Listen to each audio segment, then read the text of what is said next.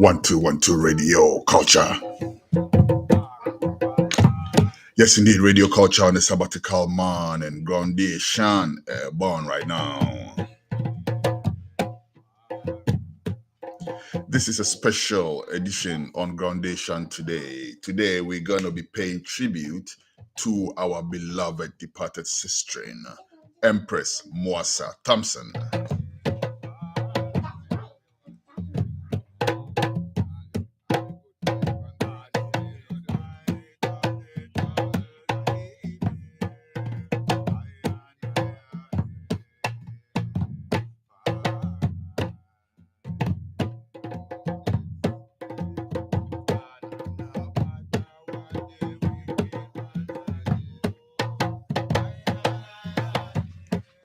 Yes, indeed, to help us do the tribute today.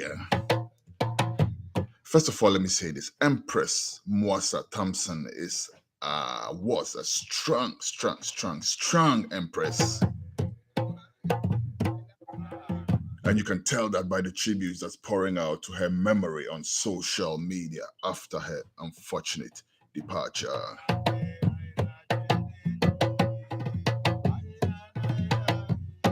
Many of us did encounter the Empress, some of us not too closely, others very, very closely. But one thing I can say is that for both those of us who did encounter the Empress closely and for those who encountered her from a distance, you could tell one thing with her. Militancy. The type of militancy that we need right now in our community. Empress Mwassa Thompson, we are paying tribute to her today. And to join us to do that right now, joining me on the line is man we all love to call Uncle Nash. Uncle Nash, another strong Rasta man. Bless the love, Uncle Nash. Blessed sabbatical greetings, my lad. Every time, Uncle Nash, every time. Uncle, today we wish we were discussing something else, but unfortunately we are discussing a very sad subject. However, our focus is not on the sadness of the subject, but our focus is on paying tribute to who deserves, Empress Mwassa Thompson. Uncle Nash, Yeah. Who was Empress Mwassa Thompson? Tell us what you know about her.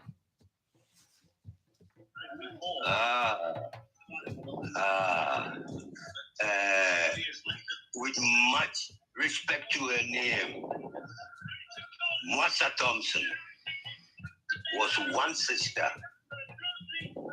I met in Accra during one of the Rastafari Council's meetings, and as she was walking in, Uncle Nash, Uncle, is it possible for you to step away a little? I can hear some football commentary. I think you are really close to a radio. If you could please move a little bit away from it. Thank you. Yeah, I was listening to the BBC. Before I called. Yeah. All right. Give thanks. As I began, the first time.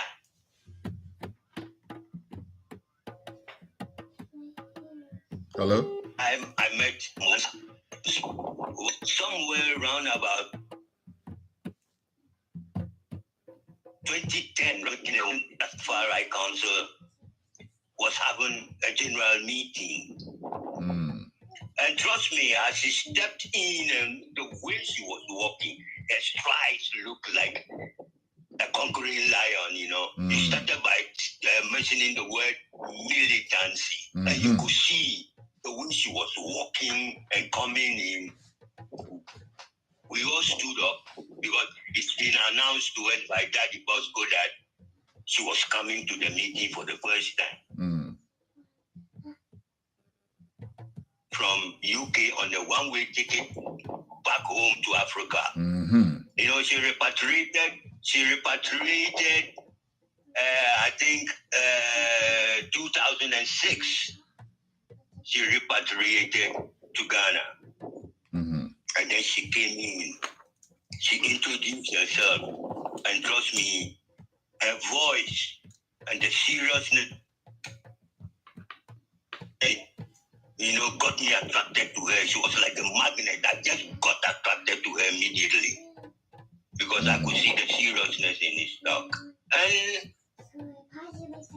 since then, we've been moving with Sister Mwassa, and all her contributions was to put up a vibrant Rasta organization with women playing a leading role.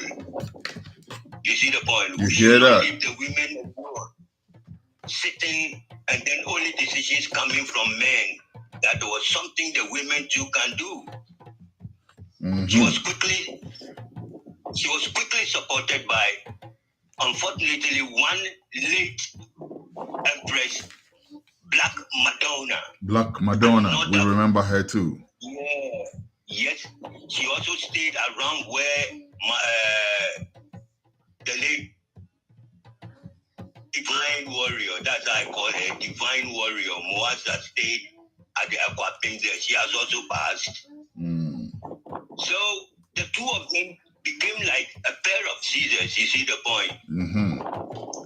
They were representing the women in all whatever decisions that were being taken on behalf of women of the Rastafari Council. And to be short on this angle, she did play a role very well. She was like a striker in a football match, wearing the number 10 jersey. Yes, indeed. She never missed her shots. All the reasoning that she gave up was very straight to the point, and she helped in the organization. Though we had so many women, the women became encouraged, and we, the men, also became very encouraged by his words and spread the news all over. And so our meetings became a house full thing, Yes. Everybody was there to, reason. Her talks even, spoke of unheeding words in our hearts that made us to come out to contribute what was rightful to the cause of Rastafari in Ghana. Uncle Nas, you've mentioned two things that draw my attention immediately, and we'll look at both of them in detail. But first of all, you mentioned that she repatriated, and you also mentioned that she was a very strong advocate for the female presence in Rastafari.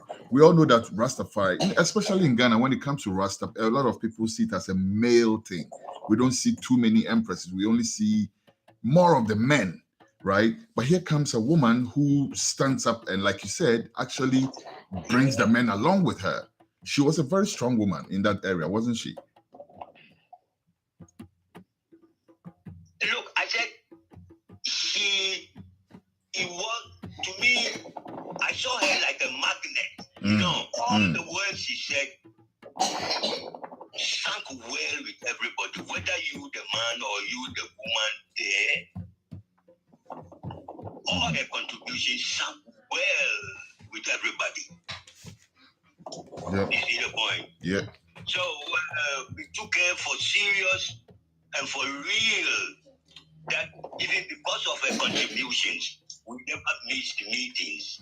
Anytime she comes in and see her singing the Pinky songs, singing the songs. And did she belong to any of the mansions? Knew us for life. Yeah, she was with the EWF. I see. Yeah, she was with the EWF. I see. Wow. Uncle Nash. And then also you mentioned that she repatriated from England. That's a strong move. Anytime I see somebody who buys that one-way ticket, as you put it, enough respect for people like that. Tell us about that. Yeah, one-way ticket. Everywhere she went when she came in, she made us to know that she was not a tourist. She was not just coming to look at Africa and go back, but she's come to help contribute to whatever the woman also can contribute to make Rasta good. That will be translated into the woman's life to make Africa look real, represented by women also. You see, her place. She usually comes to Akuma village. I think you know Akuma village. Yes. Yeah, Akuma village being a place, a center for Rasta. Yeah. So reasoning, you could see her coming there, Puni them, Jaguld, Osajifu, the musician. This boy, Gold Teeth. And so many, so many brothers and sisters were there to listen to her. And she was forthcoming. And you can tell because you all these people that you've mentioned, most of them at least, because I don't know all of them, but most of the people that you've mentioned, you go on social media and you see the comments that they wrote about her, and you can tell that it's hit everybody very hard. Uncle Nash, what really happened? Do you know what really happened? Kojo Asedu, yes. Kojo Asedu put out some glowing tribute to her, which we actually incorporated in the flyer. Another strong brother, very quiet like a cat, but when he speaks with some power. Almighty reasonings, Almighty no. So let's do a little bit of the hard part. What really happened, Uncle Nash? What happened? You see, my lord, with a heavy heart, when I want to recollect, around the whole in newspapers and on radio, they said it was going to be Mother's Day. But suddenly, the Mother's Day, we had a son murdered the mother. On Mother's Day? On Mother's Day. My brother, my head nearly dropped. Because this woman is a woman I have taken as a sister, as her senior.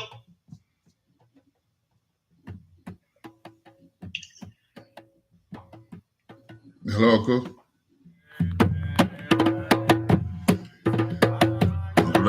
Uncle Nash drop for a minute. Are you with me? Yes. I'm here. Go on. Yes. So when that news came,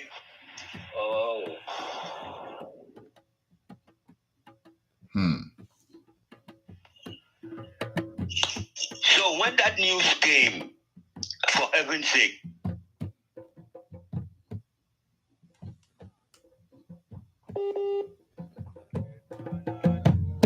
dark inside me.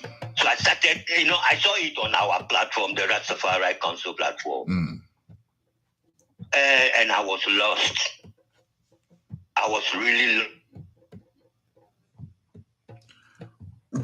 What? And really, it was right. But what motivated the boy to do that, I don't know. That's what I was going to ask you. Because it's very, very unnatural for a son to kill a parent, first of all, right? And then on Mother's Day. Yeah. I was about to ask you. On Mother's Day, that is a sickening thing sick. Of all. It's very sickening, and it's a sick individual.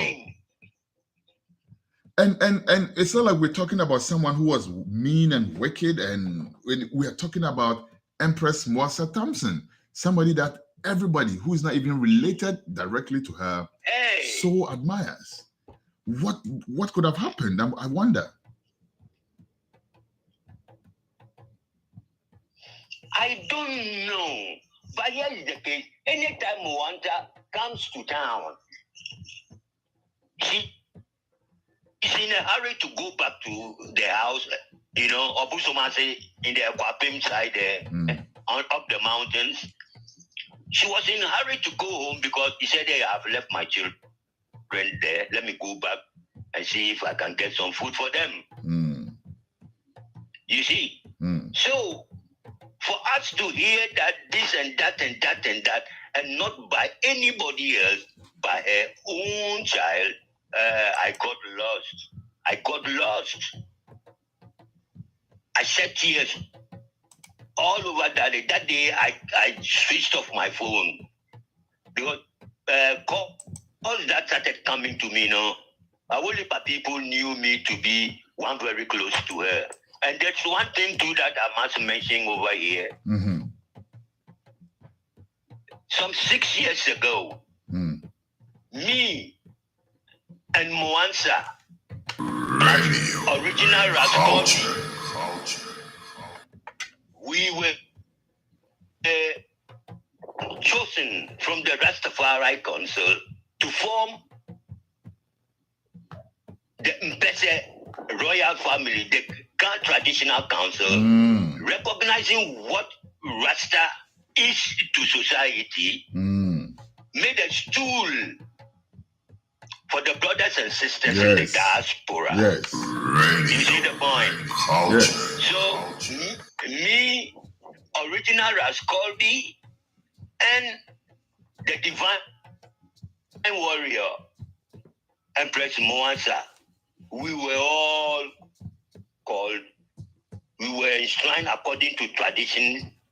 We had to be put in a room for some days.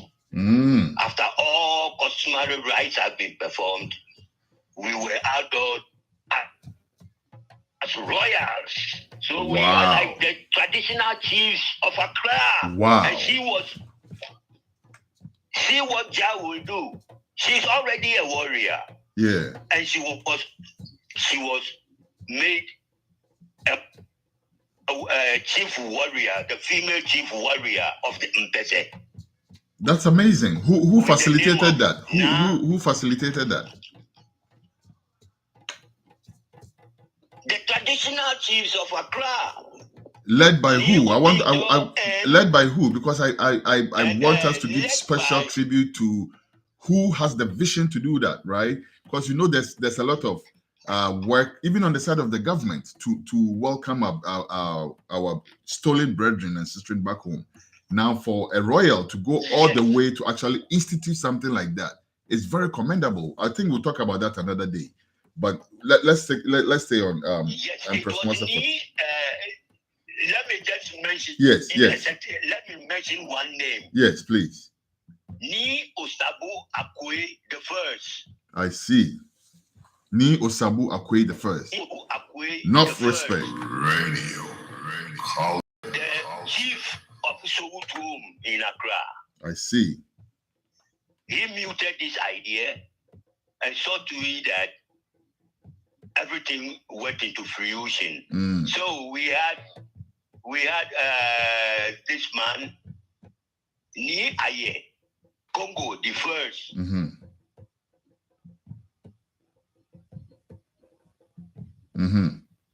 As the DAS, with me as Colby as the financial advisor, the Atofo. And then now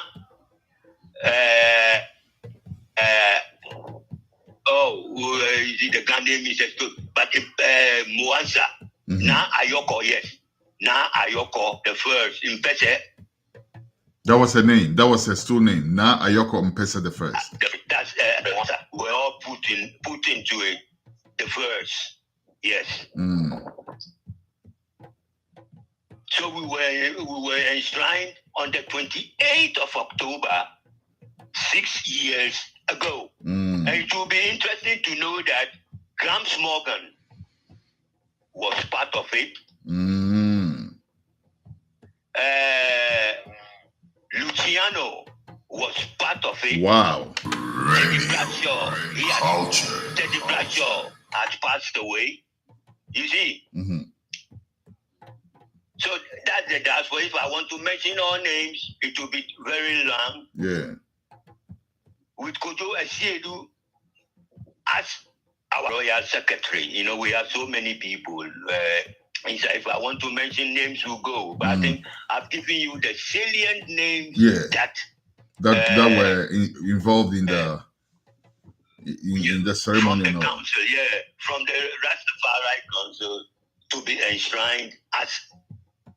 That's amazing. And this is the stories we need to be telling. That's amazing. And these are the stories we need to be telling, because a lot of the time we don't tell our own stories good enough. We tell all the people know us for the music, and yes, that's all right, that's good and everything. But we do a lot more than music as the Rastafari community. And I think that these are some of the things that should be highlighted. You know, because repatriation, we all say it's a must. If it is a must, it's not only a slogan, it is something that has to be brought into practical terms. And I see things like this as some of that happening. I also heard of a chief or a queen mother in the Volta region that was given land to brethren and sisters who want to repatriate back home and all of that. These are some of the things we want to see and talk about. Are you aware of that? Yes, of course. Of course. Give us a brief, note on that too. You know, the thing was that the Rastafari Council annually holds general conferences.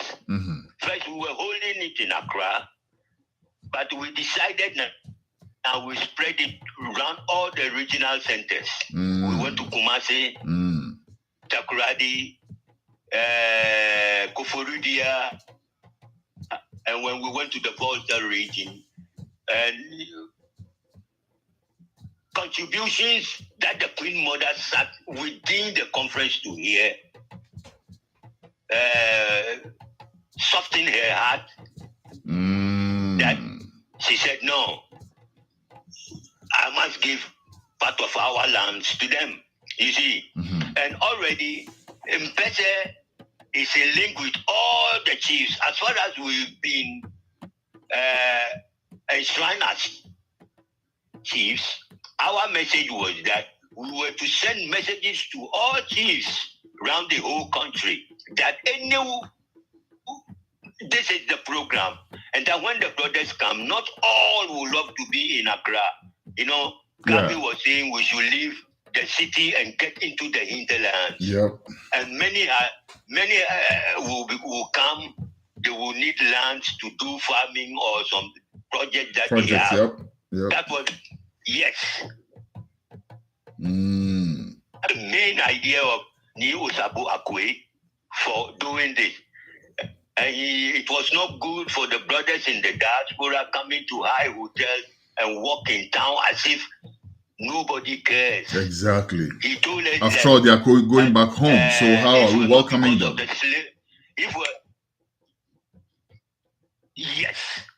we're not to be the abominable slave trade, the brothers and sisters would have been walking freely around town and owning land and everything. Anywhere in Africa where they were taken from. So we should welcome them when they come, the lands at the subsidized rates given to them. You see the point? So that they could settle it quickly. Yes. Some had big plans and ideas. You see the point? Yeah. So that land was entrusted to the Rastafari Council, asking all who would need land for project, for habitation, or for whatever. Yours is only to walk over with somebody from the council to whosoever would like to give the land to. So Neo Sabu Akwe is in Accra. If it's Accra you want, they will quickly take you, show you where the lands are, and then wherever you want it. That's amazing. If it's the Volta, Ashanti, wherever. And that's I remember amazing. Even somewhere in the north, some 2 years ago, the traditional chief of the Gati area had a Doba. I remember me and the divine warrior, Empress Mwassa, were there with Nanang Krabia Aswad, and many dignitaries who were there. You know, every day, Mwassa was waiting for good news so that she could also relate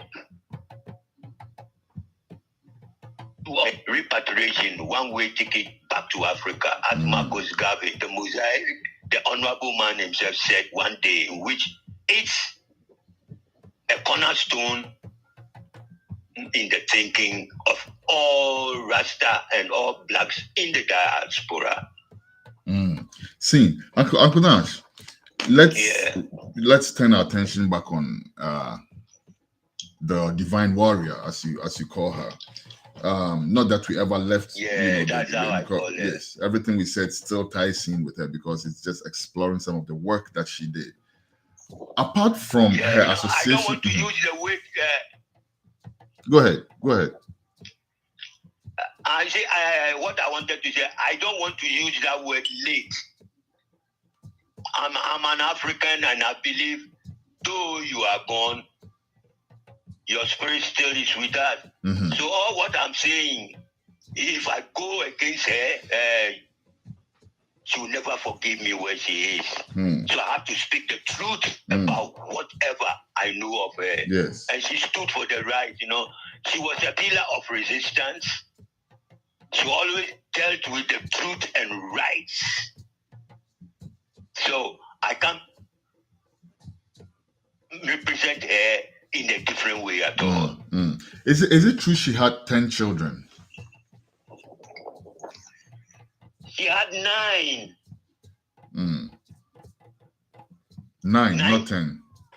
Kids. And charged for the murdering is the last born, Tafari. I see. You know why she was even, she was born in Coventry.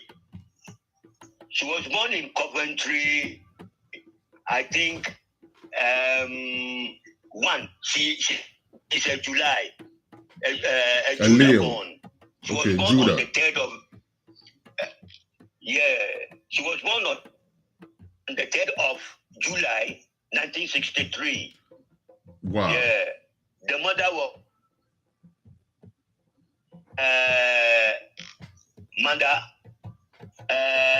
Amanda Roberta Walker. When I was fishing for the names, it's only the name of a mother that I had. You see, she had 9 kids, repatriated in the year 2006. She passed on age of 59.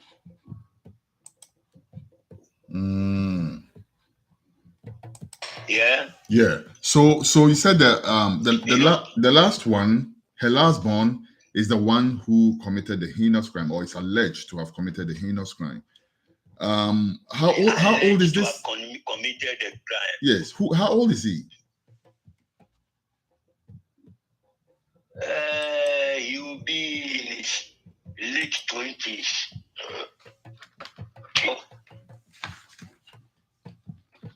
In his late 20s. Yeah. I don't know exactly his age, but he's somebody we all know because of the Divine Warrior. See? She of her children and a grandson. Yeah. 2 males, 1 female who's got a child. I think the senior one too, he's got 2 children too here. Yeah, so he's the one who is not yet married or hasn't got a child. And he is also free with the boys in Accra, around Akuma. He rendezvous around places where the mother goes.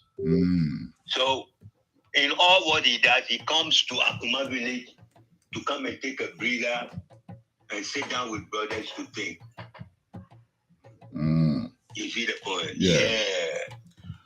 Uncle Nash, our hearts are so saddened. Let's take a quick, like 2-minute breather, and we'll come right back. Please stay on the line for me. We are just going to calm myself down a little bit with some bingy music. I feel overwhelmed right now. We'll be right back, people. Radio culture. That's what she loved, bingy numbers. Yes.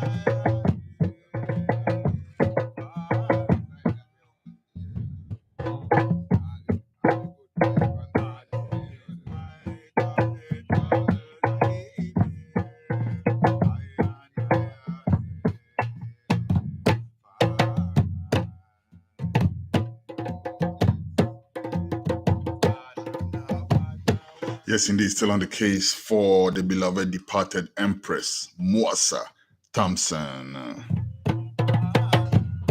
So far, we're hearing what a strong lioness this special woman was.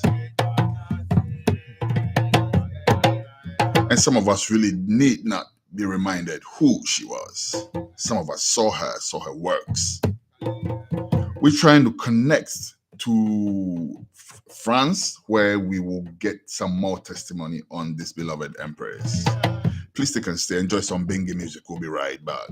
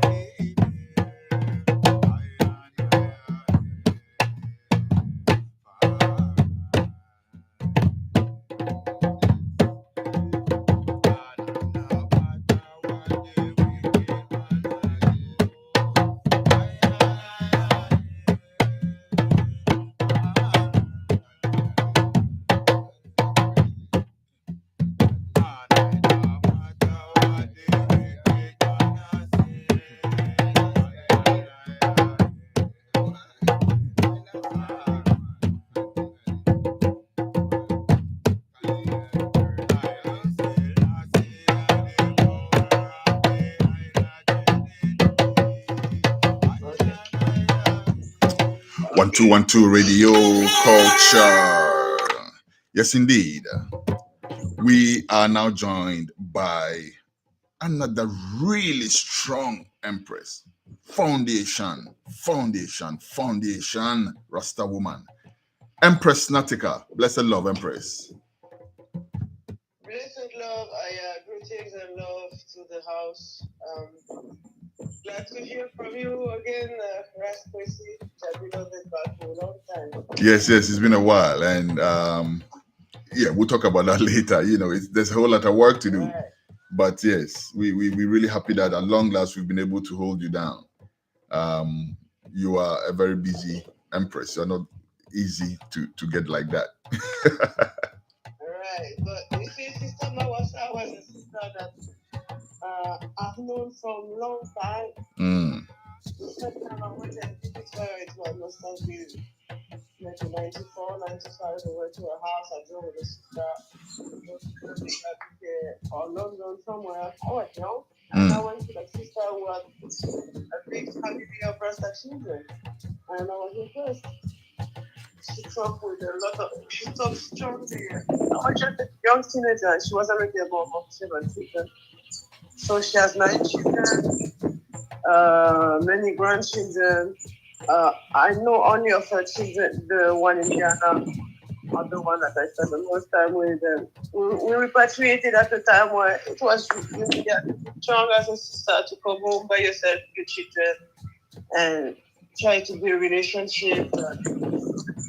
Families with 2 men, and you don't work out, but you find yourself with the children in Ghana. We were each other's sisters for a couple of maybe months. I done our center area where they shop Rasta without a national. We were holding up, and I used to see the youth them doing it. And then I came, and since I've been away from Ghana, we keep in touch, but less and less. For the last few years, we didn't talk much. But I know that she's there and she's always trying, always hopeful, speaking with conviction, speaking with assurance, So I'm shocked, and I know many people she inspire with her cooking, with her art, with her painting, with her piecework. She's always doing something, isn't it? So yeah. You said very little. And I feel for the youth them to Niger and Zinga. Then is a Rasta use them, and what I feel is that as Rastafari we have been neglectful with the ones who repatriate. There is a more support than they actually get it. And it's like you have an organization that stands strong so that when they want to repatriate, we look after them, we look after the children, we don't let them suffer silence and what's going on, And when I think about Mwassa and this tragedy, I think about it like in this way. I know that we should have been there holding the system more, and not only her, but most of our people who repatriate, have some organization in the West that actually look after the ones that is sent home. So that we can have our health check, mental health check, everything, and get the support that we need in time of hardship. Absolutely. Because women and our children are part of the tree. Yeah.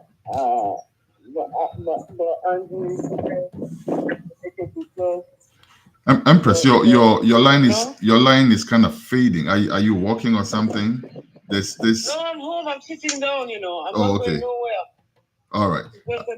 Yeah, because it keeps coming in and going out somewhere. I'm not sure what's happening with it right now. But anyhow, so you said very little on social media, on Facebook. That is, you said very little, but those few words you said went to the core.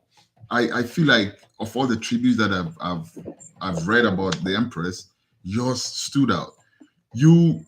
How close were you? You've just mentioned, you've told us to a certain degree, but I want to find out how really close were you with Empress Mwassa, and what kind of works did you do together with her? Because we know, yes, you, and we also know that you also have a very strong pillar, female pillar in Rastafari.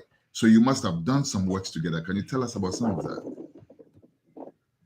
Well, at that point of our life, when we were when in Ghana, when she, can you hear me? Yeah, I can hear you. All right, okay. So when she arrived in Ghana, I was already living there with my family. I'm an entrepreneur. I'm a Rastafari activist, and especially in Ghana, I was very active in those days, you know. So we were like seeing I had my shop at the art center, and she would come to my shop every day. And more time we just cook food and make sure all the youth them eat some food instead of buying food out the road. We cook our own food and we there whole vibe and do our art and our craft and buy from each other and make sure the youth them all right. So that was the vibe that me and her was having. Yeah, in terms of work, I think she was part of the Rastafari Council of Ghana back in the days when we started it, and she's a member of the Ethiopian World Federation Incorporated, and so I am. So we have those things in common. In those days, among the 15s, you had Black Madonna, you had Sister Mwassa, you had me, Empress Aymara, and some other sisters as well that have been here, like Foundation, you know. So it's so sad to see our sisters gone like that, you know. I'm thinking about she should have been getting so much more support from she arrived there. You know? Tell us about that. Sometimes the separation and the frustration that some of us go through and some of our youth go through is fragile. It can be traumatic, you know? Yeah. Let's so much hardship. If you're in Africa, if you take your youth to Africa from the West here and you're in Africa going through hardship, your youth they may resent you and say, why you bring us to see all of that, Mom? You know, it's hard. It's hard. I'm frustrated, you know? When I reason, because my youth, them big now, so sometimes we reason and them show me, say, yeah, well, some of those things you have to consider as well, you know? That's deep, though. That's a very, very deep discussion. That is a very deep subject. Now the youth, them supposed to get much more support than we've been giving them when they reach home.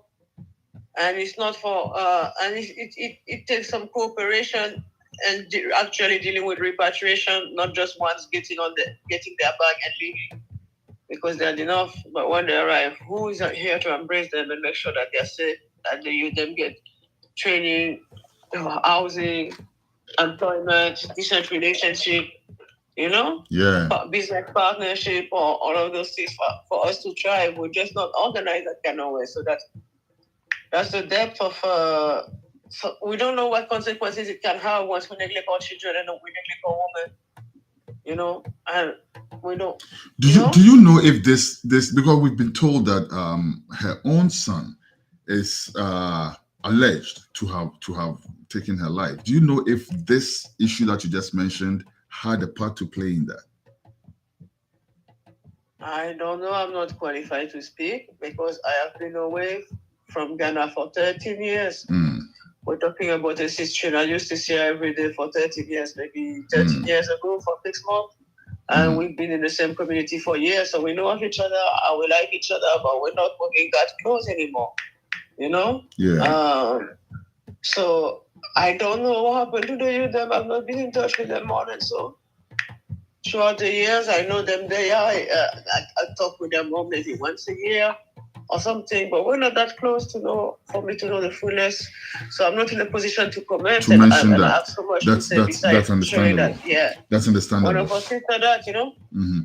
That's understandable. Yeah. But I'm not in no position to speak on nothing about that situation. I'm hurt. I'm shocked, like many of us. Yeah. But there's not much I can say because I'm not here. I've not spoken to anyone. I could only repeat rumors, not knowing where they come from. I'm not doing that. Well, that's why we started by saying that the boy is alleged to have done that. I don't know myself. But anyway, let's move on from that. What do you think? You mentioned the support that should have come to her that probably did not come. And that's probably the story for other, brethren and sisters who have taken the bold step of, as Uncle Nash should put it, buying the one-way ticket, right? Repatriating to Ghana and all of that. It comes with a whole lot of challenges, some of which people like us who were born on the continent may never understand or fully appreciate. What are some of these? What is some of the support that you think should have come to the Empress that we failed to see and offer? Well, number one, the sister, I don't even know the condition in which she arrived to Ghana. You know, I don't know about the preparedness and how she prepared for it and who was her connections. We all have our own ways to get started to reach a place and say, all right, I reach Ghana, I feel home, so this will be home from now on. Yeah. So I'm living what I have in the West, and I just want to ground myself here. When we live in the West, we get child support from the government and Correct. some kind of welfare. Yes. And, you know, there's some form of social support that we don't get at all. So, so the income-wise, it can be pretty challenging. And once we come home to be in relationship with a brother, a continental brother, most of the time there's always a cultural shock. A woman from the West may not be aware of certain things that actually from Ghanaian culture, and reciprocately, brothers may not understand the emotional needs of a sister from the West as well. Yes. You know, we're all black, we're all African and things, but there's still different type of affinities and understandings. So we should have some. I don't know. I've always had the vision that we should have a Rastafari embassy for black back to Africa in every country, whereby when you arrive here, we help you with housing, we help you with schooling for your kids, employment, even relationship. Isn't that the work of the Rastafari Council? Shouldn't the Rastafari Council be the one doing that? I think it was one of the vision back in the days, but it takes funding, it takes finances, which we don't have. So all the good ideas may just remain ideas unless you have a plan and budget for it. Because if you have money, you run it like a business. You set up operation system, marketing, everything you can think of. You run it properly, and you make sure that everyone's application is processed accordingly. We have departments functioning, but we never move like that as Rasta, you know. I see. So then we think, maybe not just Rasta, but as a Pan-African affairs of the country, and things, it should be kind of centralized and in our favor. So well, we can talk, you know, but there's so much to be done. There's so much to be done. There's whole heap of work to be done. And then it takes finances. If you want professionals, you have to be able to pay them.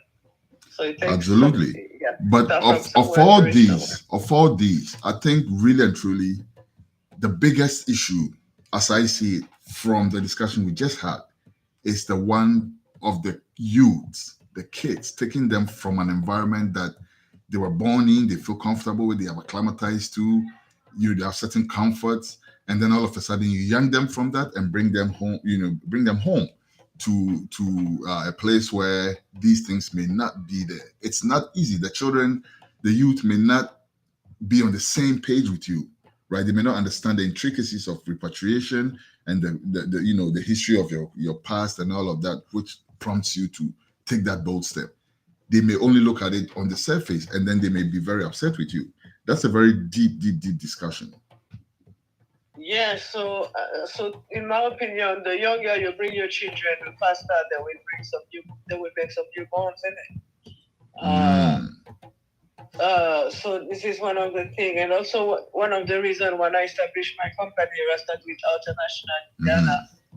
My shop ended up being a bit of that little embassy where ones would come and pass through and get. It was a magnet, yes. It was a magnet for a whole lot of Rasta youths. Yes, I remember that very well. Being the mother of some Rasta youth, them were there. My children were always meeting the new ones and kind of welcoming them as well, you know.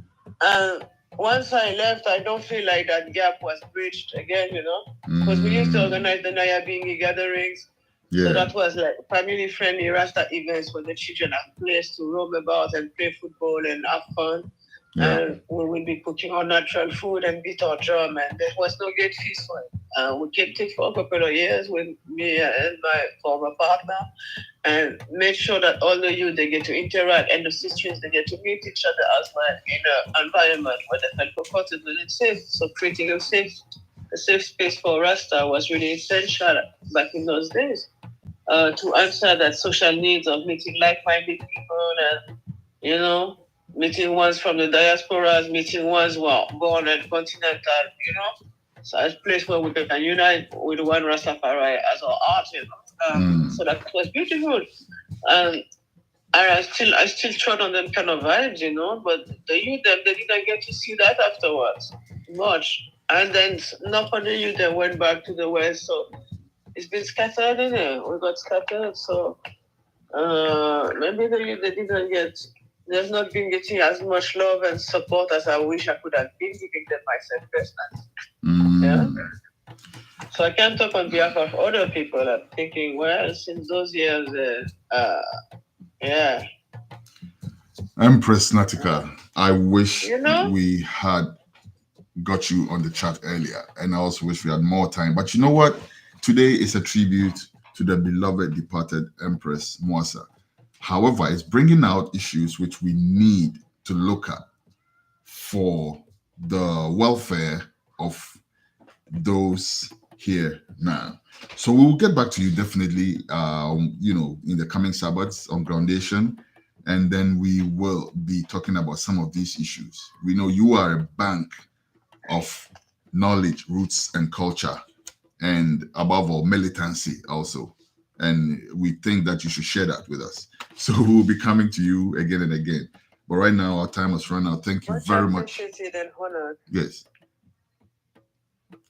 So give thanks. All right. Yeah, last word. We pay tribute to our sister, Mama Mwassa, you know, warrior spirit, militant, strong, lioness, yes, fire woman, yes, you know, Rastafari. That's one thing I can never dispute. It's a faith, strong faith, you know. Yeah. Yes, so, indeed. For life, still, you know, these are 9 children. I don't know how many grandchildren. It's a big family. And that the whole family needs some healing. I'm sending each other so much healing energy and so much love, you know. Rastafari. Yes, indeed. You know, yes. How do you heal? Yes, and that it's a very good point that you raised too. In all of this, not too many people are thinking about the family, the other children, you know, or even the boy who is alleged to have done that, you know, but the other children really, how are they feeling? How are they feeling towards their own, if it's true what we're hearing?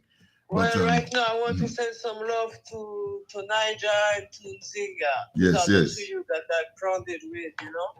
And I know there's the 6 big ones in UK. One named Isis. I cannot name all of them. I don't know their name, but I've never met them. But I'm sending love to the whole family. Yes. I'm sending the healing, you know, and. And we want to communicate with them and, you know, our best we can centralize some GoFundMe accounts to help with everything postponing. So I know Sister Mwassa was well known by everyone who came to Ghana. Most people who came to Ghana, I've met her. You know, I'm talking about in terms of Rasta Pan-African people. So she's known by many, and I'm sure that many would be able to chip in and contribute a little strength towards a family and towards a memorial. Yeah, so whenever we found it online, we should share it. You know, share it on Facebook. Absolutely, Empress. Thank you so much. Thank you so much for this interview and for everything that you are doing for the Rastafari community and for humanity at large.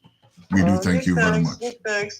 You too, Raskwesi, Jabilovet Baku. You've been doing a lot for many years, and you deserve your flowers, and you deserve all the honor for holding steadfast in terms of being executive producer and being a journalist and making sure that our story is being told with our voices. And I appreciate your inclusiveness and all you've been steadfast in your endeavors. Much blessings, you know. We're proud of you, brother.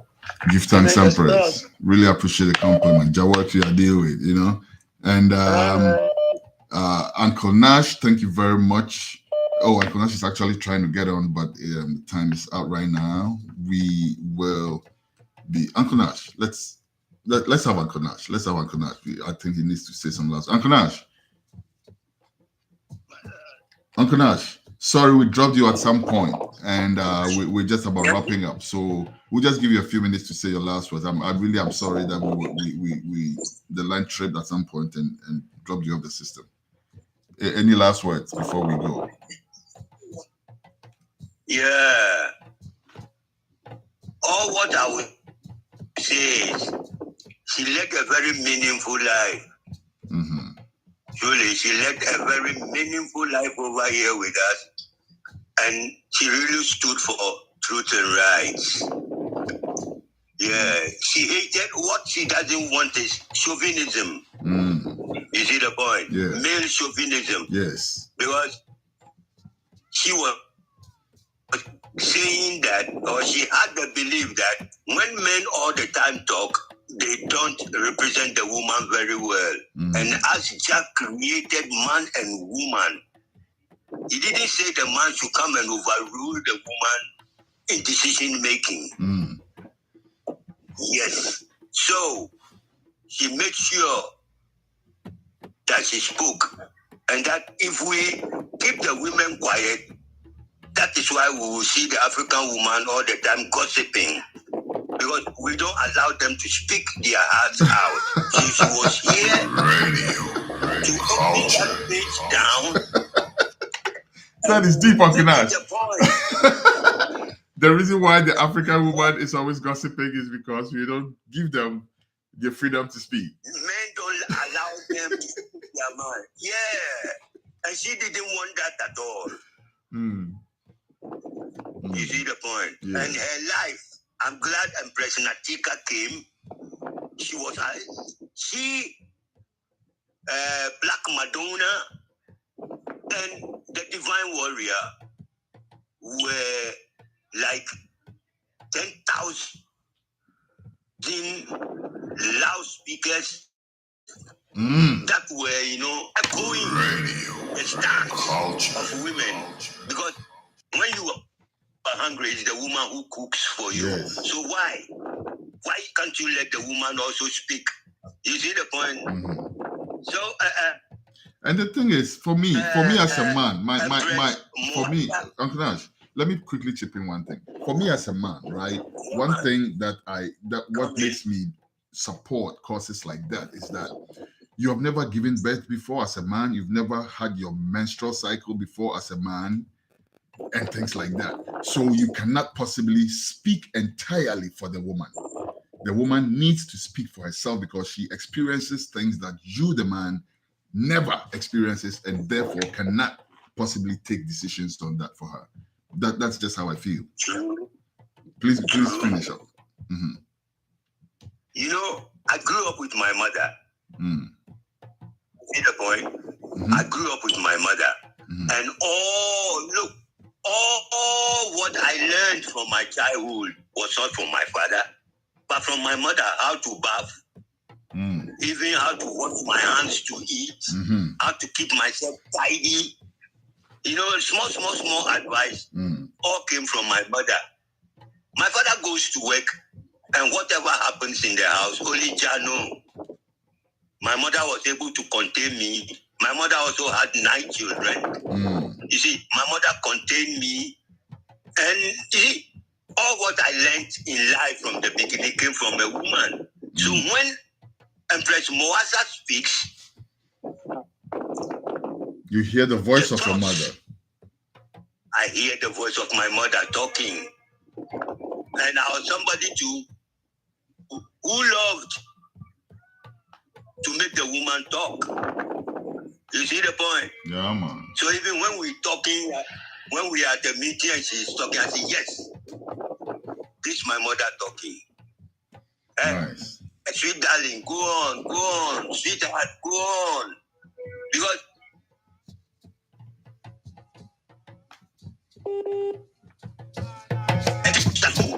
my mother. You see, Empress Mwassa really lived a life that was worth emulating, and it is worth emulating.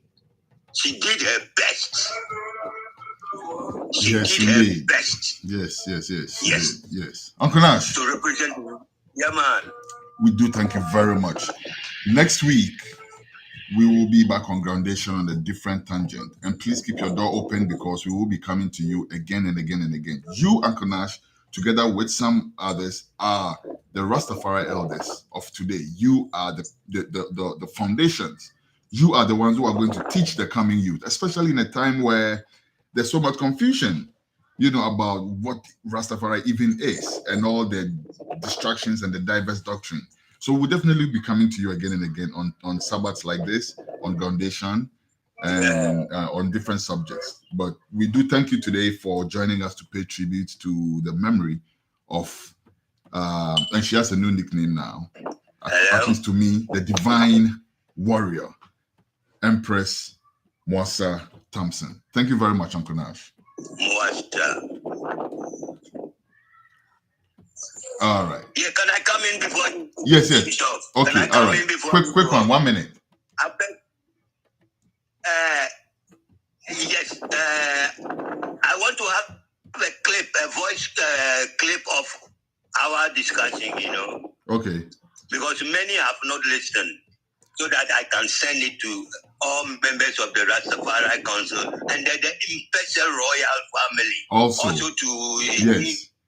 And we would love it if you can actually help us to invite them. Uncle Nash, can you help us invite the Royal Empress family to this show? Because I think we need to speak about the wonderful things they are doing. I think we do need to bring it out. Are you able to help us to bring them on the show? Yes. Good. The capacity that I hold is the kingmaker, the Jasihini. Mm-hmm. You see the point? Yes. And me, Mpesa Congo the first. Mm-hmm. Mpesa is just like the Rastafari Council. Yes. We put our heads together, come out with consensus and all that. So whatever I tell them that they said, I don't instruct though. I share my views with them and they respect your views because they know who you are. Yeah. Good. I count myself in among one of the eldest, the grown-ups Rastas in this country. Of course. I'm 74. Whoa. I'm 74. I count myself as one of the eldest. Even that's why Rasta gave me the title uncle. Yes. Not because I do it, but the respect. Yes. That the Bosco, the late Big Red, and Black Santino and all those they had for me, as well and all others.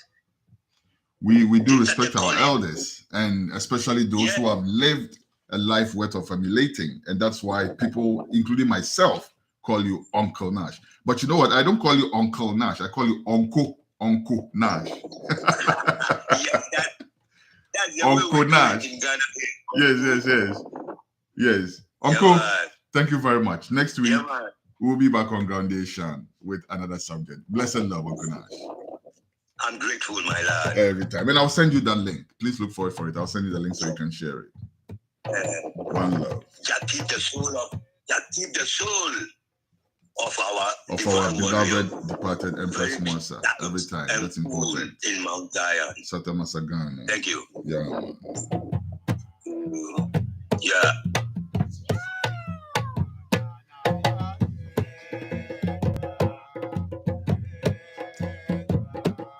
Yes, indeed. The time is actually past, so I have to bounce straight away to make room for what's next. But before I do that, let me once more thank my guest for today, Uncle Nash. Uncle Nash. Strong Rastaman, Uncle Nash. Give thanks. And also Empress Natika. Empress Natika also joined us to pay tribute to the memory of Empress Mwassa. Give thanks, Empress Natika. My name is Jah Beloved, and I'm reaching you via the power of the internet, radio, culture. Before I bounce, let's tell you about our sister platform, iCulture TV. iCulture TV is an Afrocentric TV programming platform.